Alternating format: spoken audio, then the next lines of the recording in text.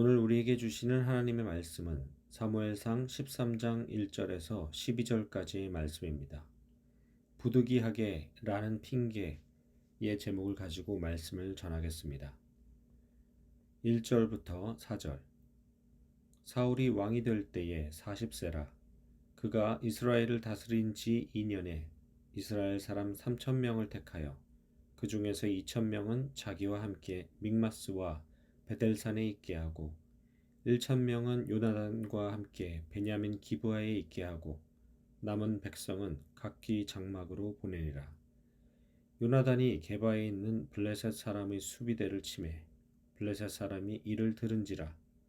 사울이 온 땅에 나팔을 불어 이르되 히브리 사람들은 들으라 하니 온 이스라엘이 사울이 블레셋 사람들의 수비대를 친 것과 이스라엘이 블레셋 사람들의 미움을 받게 되었다 함을 듣고 그 백성이 길갈로 모여 사울을 따르니라. 아멘. 사울은 왕이 되고 난 후 바벨론과 전쟁을 준비합니다. 그리고 그의 곁에는 또 하나의 동료 요나단도 있습니다. 군사 3,000명 중 2,000명은 자기에게 두고 1,000명은 요나단에게 둡니다. 전쟁을 하기 위해 기억해야 할 사무엘의 말이 있었습니다. 사무엘이 오기까지 이레를 기다려서 여호와께 제사를 드리고 전쟁을 치루어야 했습니다. 그것이 이 전쟁이 여호와의 전쟁이며 승리할 수 있는 유일한 기림을 인정하는 믿음의 방법이었습니다. 그런데 초반부터 문제가 발생합니다. 이런 사무엘과의 약속을 알고 있었던 요나단이 여호와께 제사도 치르기 전에 이를 저지르고 맙니다. 게바에 있는 블레셋 수비대를 먼저 공격한 것입니다. 다행히도 이 공격은 성공합니다.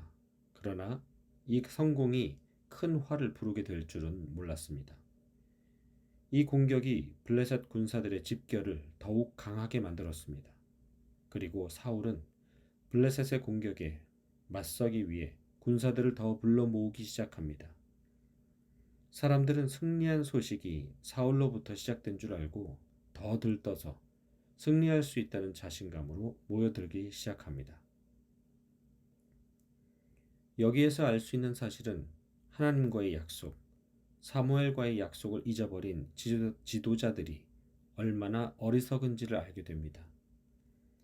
백성들이 바라보는 왕의 자리가 얼마나 중요한지 압니다.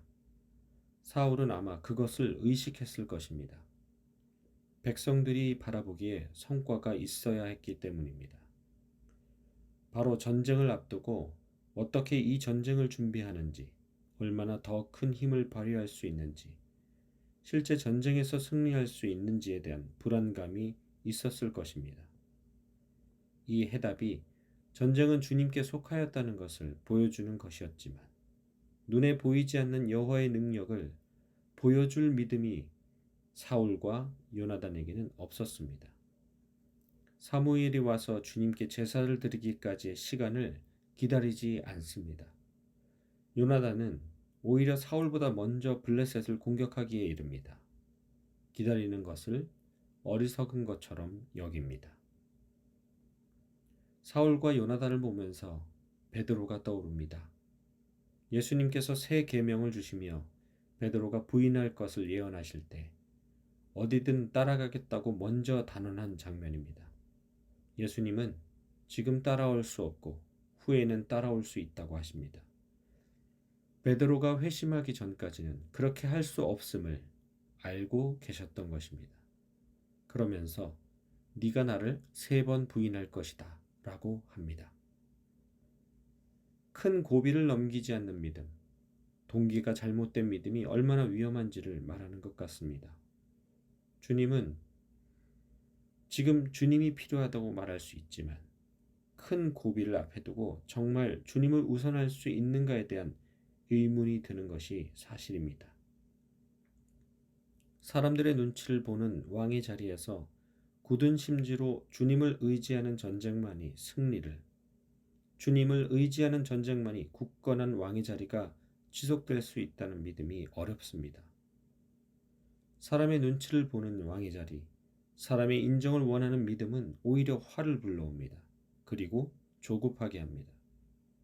제사를 드리기 전 전쟁을 치를 준비부터 먼저 하는 사울이나 제사를 드리기 전 먼저 전쟁을 치러버리는 요나단이 그것을 증명합니다. 조급하면 실수하게 됩니다. 사무엘과의 약속을 기다려야 했던 것처럼 우리는 하나님의 때를 기다릴 줄 알아야 합니다.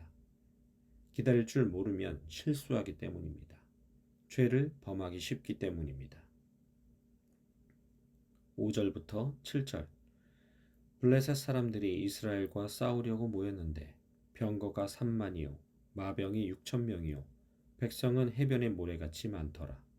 그들이 올라와 베다웬 동쪽 믹마스에 진침해 이스라엘 사람들이 위급함을 보고 절박하여 굴과 수풀과 바위 틈과 은밀한 곳과 웅덩이에 숨으며 어떤 히브리 사람들은 요단을 건너 갓과 길르앗 땅으로 가되 사울은 아직 길갈에 있고 그를 따른 모든 백성은 떨더라. 아멘. 이제 블레셋 군사들의 반격이 시작되려고 합니다. 이스라엘 군사에 비해 엄청난 양의 군사와 마병입니다. 이스라엘 백성들의 착각이었습니다. 요나단의 승리로 계속된 연성을 이어갈 것 같았습니다. 블레셋의 수비대의 패배로 그들의 사기가 꺾였을 것이라고 생각했기 때문입니다. 도망가려고 짐을 싸거나 버티고 싸우더라도 비슷한 정도의 군사라고 생각했을 것입니다. 그러나 눈앞에 펼쳐진 반격의 정도는 어마어마합니다. 그 양과 함성에 이스라엘 백성들이 주눅들기 시작합니다. 그리고 맞서지 못하고 숨기 시작합니다. 여호와가 앞장선 싸움이었다면 어땠을까요? 주님이 무조건 승리함으로 정해진 믿음, 정해진 싸움이었다면 어땠을까요? 자연스럽게 맞섰을 것입니다. 후에 나오겠지만 다윗이 그랬기 때문입니다. 여호와의 전쟁이라고 인정했던 다윗이 그 믿음으로 골리앗에 당당히 섰기 때문입니다. 그리고 그 믿음으로 물맷돌을 던졌기 때문입니다. 이윽고 그 큰 골리앗을 쓰러뜨렸습니다. 숨기 시작했다는 것은 이 전쟁이 여호와의 전쟁이 아니라 사람의 힘을 의지한 전쟁이었다는 것을 말합니다. 여호와가 대장이 아니라 나약하고 사람의 눈치를 보던 사울이 대장이었다는 것을 증명합니다. 그래서 숨을 곳이 필요합니다. 맞서지 못합니다. 모든 백성이 떨었다고 했습니다. 전쟁의 실패로 인한 죽음이 뻔하기 때문입니다.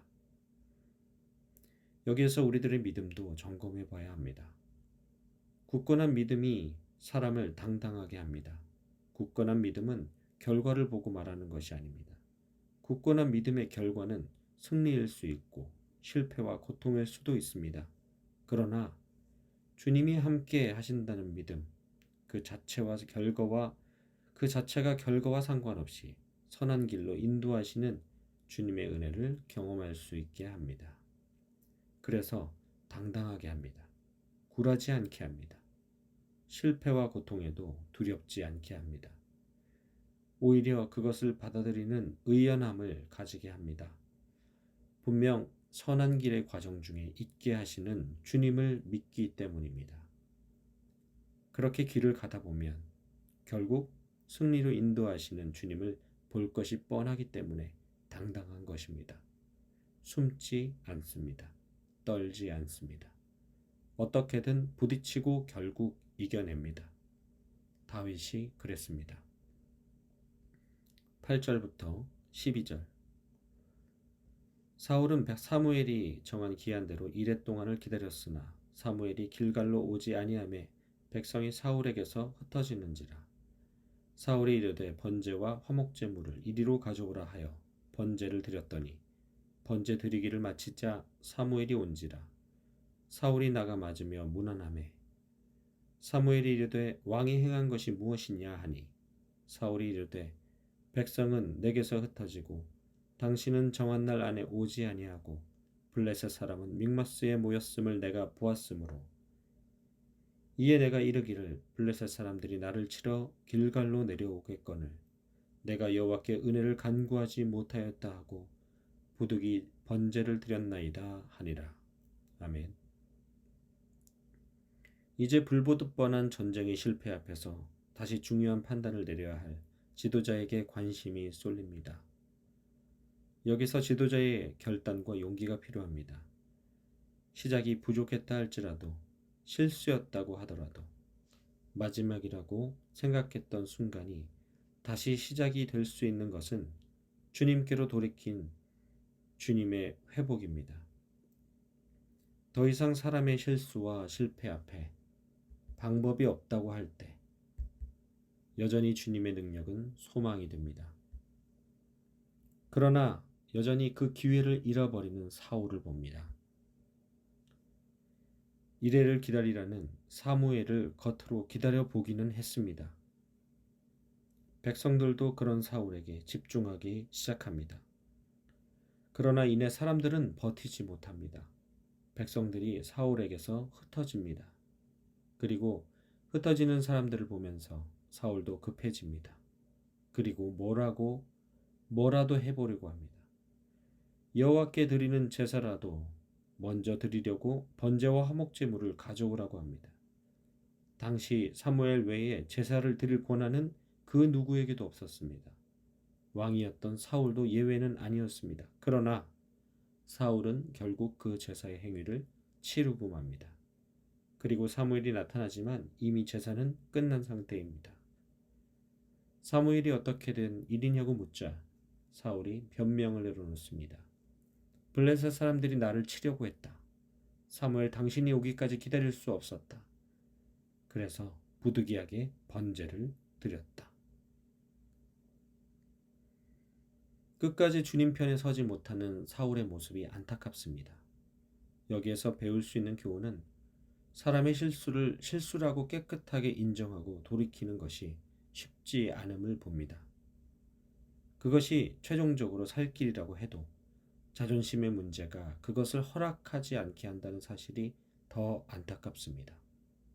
그리고 부득이하게 라는 말이 더 깊이 생각하게 합니다. 사울의 변명입니다. 이 변명이 자주 드러나는 나의 모습과 같아서 부끄러운 것입니다. 그러나 그럼에도 불구하고 많이 돌아가더라도 결국 돌아가야 하는 곳은 주님의 안전한 품입니다. 사울인 경우 나 한 사람의 운명만을 말하는 것이 아니기 때문입니다. 온 백성들의 삶과 생명이 달린 문제라면 더 심각합니다. 그래서 지도자의 결단은 무엇보다 중요한 것입니다. 나라를 위한 기도가 절로 나옵니다. 지금도 복잡하고 다툼만 일어나는 정치인들과 우리나라의 현실에서 우리가 해야 할 것은 이 땅의 지도자들을 위한 기도인 줄로 믿습니다. 믿는 자들마저 그들을 비판하고 정죄할 것이 아니라 그들을 위한 진심 어린 기도가 필요합니다. 또한 우리 교회의 지도자들을 위한 기도 또한 더 중요합니다. 담임 목사님과 교역자, 장로님, 권사님, 각 모임, 각 부서를 이끌어가는 인도자들에게까지 그들의 믿음과 영성이 오직 주님의 선한 길 위에 있게 해달라고 기도해야 할 것입니다. 또한 이 땅에 살아가는 동안 나의 믿음에 부득이하게의 핑계에서 벗어나길 소망합니다. 그럴 수 있는 자존심과 용기로 오히려 부득이하게 주님과 더 가까워지는 우리 모두가 되기를 간절히 원합니다. 기도하겠습니다. 사울과 이스라엘 백성들의 이야기가 꼭 우리들의 모습입니다. 늘 실패하는 믿음 같아서 나 스스로가 더 부끄럽습니다. 그럼에도 불구하고 오늘 주신 말씀대로 부득이하게를 벗어나는 신앙이길 소원합니다.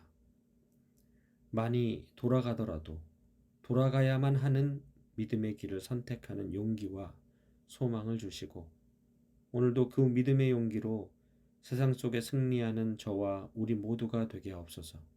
예수님의 이름으로 감사하며 기도드립니다. 아멘.